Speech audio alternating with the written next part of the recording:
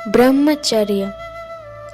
ब्रह्मचर्य शब्द का सच्चा अर्थ है ब्रह्म में विचरण करना। ब्रह्माणि विचरणम ब्रह्मचर्यम। मनुष्य जब बाहरी भाव से कुछ काम करता है अथवा काम की भावना ही लेता है, उस समय वह जिस वस्तु से अपने को संबंधित करता है, काम करता है या काम की भावना लेता है, उसे वह जड़ खंड वस्तु के रूप में देखता है और इस प्रकार खंड वस्तु की ही हमेशा साधना करने से मन खंड वस्तु में इतना लिप्त हो जाता है कि उसकी चैतन्य सत्ता भी जड़ता में बदल जाती है। ब्रह्मचर्य साधना का अर्थ है जिन वस्तुओं को लेकर काम करते हैं या काम की भावना लेते हैं, उन्हें जड़ वस्तु के रूप में न देखकर ब्रह्म के ही विकास के रूप में देखना। इससे मन एक विषय से दूसरे विषय में जाने पर भी सब चीज़ों में ब्रह्म भावना रहने से ब्रह्म को छोड़कर और कहीं नहीं जाता। इस प्रकार प्रेय साधना श्रेय साधना में बदल जाती है, काम प्रेम में बदल जाता है। बहुत लोग शुक्र धारण को ही ब्रह्मचर्य समझते हैं। उन्हें याद रखना चाहिए कि ब्रह्म और चर्य इन दोनों शब्दों में से किसी का भी शुक्र शब्द से कोई संबंध नहीं है, न अर्थ का न भाव का। इसके अतिरिक्त शरीर विज्ञान के हिसाब से भी यह महत्वहीन है। शरीर की किसी ग्रंथि में कोई रोग ना हो या दवा के व्यवहार से या ऐसे ही किसी विशेष प्रक्रिया से अथवा दूसरे किसी कारण से यदि शरीर विकलांग ना हो जाए, तब तक ऐसा ब्रह्मचर्य पालन करना संभव नहीं है। यह बात एकदम ठीक है कि ब्रह्मचर्य का यदि स्वाभाविक अर्थ लिया जाए तो मनुष्य के जीवन में संयम बहुत जरूरी हो जाता है। पर संयम का अर्थ स्वाभाविक धर्म के विरुद्ध चलना नहीं है।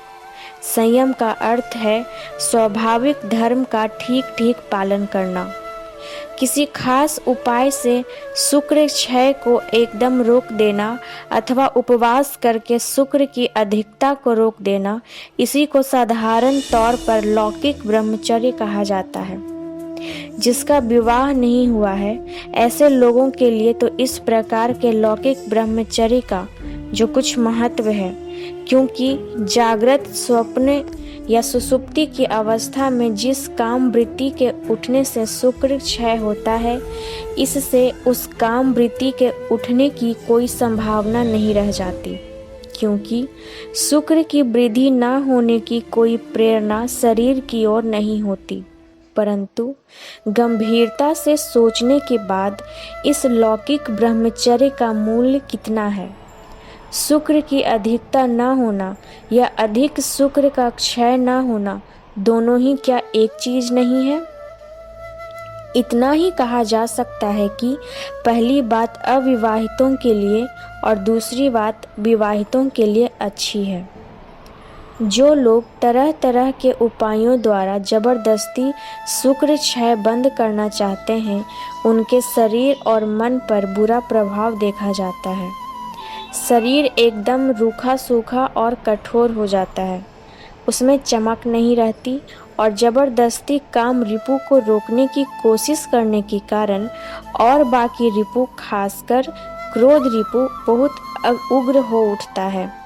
पुराने ज़माने में ब्रह्मचर्य शब्द का स्वाभाविक अर्थ ही लिया जाता था, किंतु बाद में समाज में जब विप्रों की प्रधानता हो गई थी, उस समय समाज के जो बुद्धिजीवी लोग पूरे शोषक हो गए थे, उन लोगों ने सोच कर देखा कि यदि धर्म साधना जनसाधारण या गृहस्थ के हाथ छोड़ दी जाए, तब इतने दिनों का संजोया हुआ शोषण करने का हथियार किसी भी समय नष्ट हो जाएगा।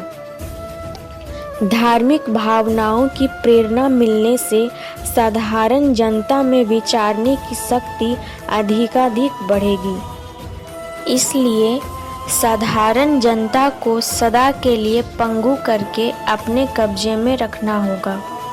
शोषण करने के लिए लोगों के मन में पहले ही डर तथा हीनता का भाव जगा देना होगा। उन लोगों ने देखा कि शोषित जनता प्रायः सब गृहस्थ हैं, उनमें से अधिकांश विवाहित हैं। इसलिए यदि किसी प्रकार शुक्र क्षय धर्म विरोधी है ऐसा प्रचार किया जाए तब बहुत सहज उपाय से उद्देश्य सिद्ध हो सकता है। इसका फल भी हाथों हाथ मिल गया।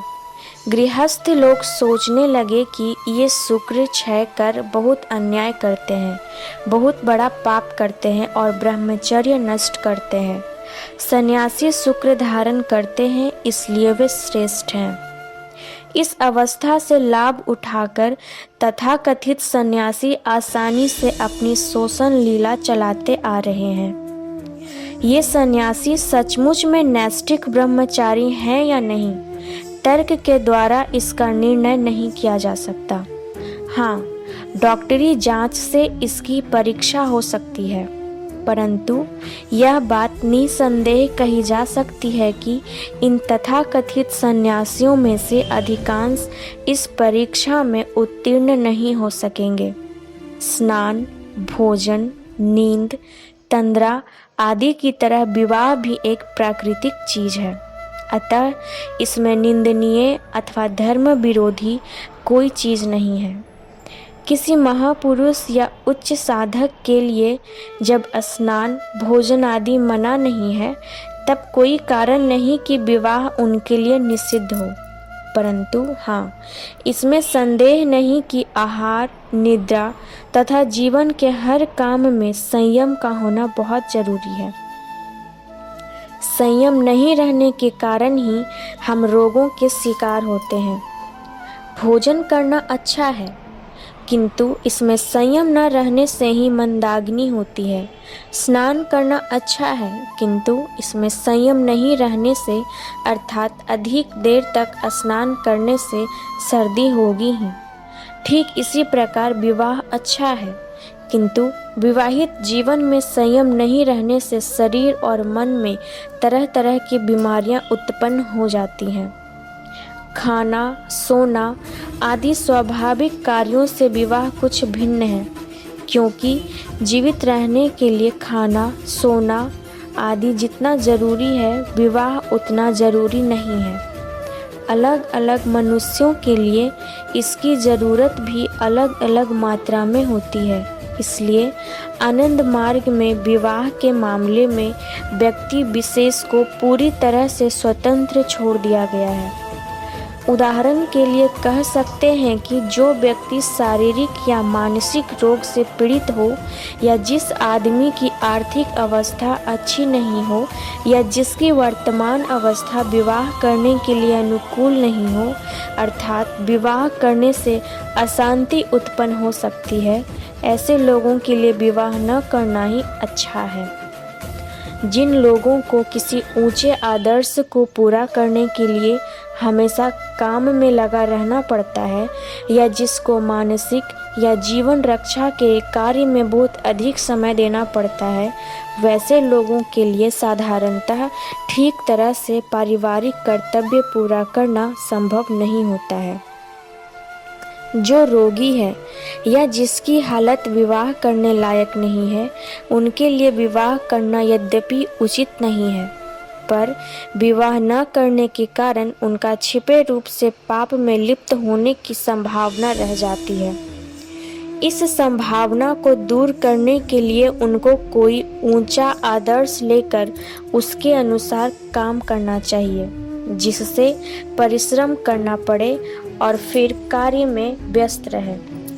किसी वृत्ति को जबरदस्ती दबा देने के कारण मन की अधोगति की जो संभावना रहती है, वह किसी ऊंचे आदर्श को पूरा करने की कोशिश से ही रोकी जा सकती है। पहले ही कह चुका हूँ और फिर कह रहा हूँ कि छोटे बड़े हर एक क्षेत्र में संयम मानकर ही चलना होगा। संयम का अर्थ वृत्ति की हत्या करना नहीं, वृत्ति को नियंत्रित करना है। वृत्ति जीव का धर्म है, इसलिए जो उनकी हत्या करना चाहते हैं उनके लिए किसी कठिन साधना क्रम को अपनाने से तो अधिक बुद्धिमानी का काम यही होगा वे आत्महत्या का कोई आसान रास्ता अपना लें।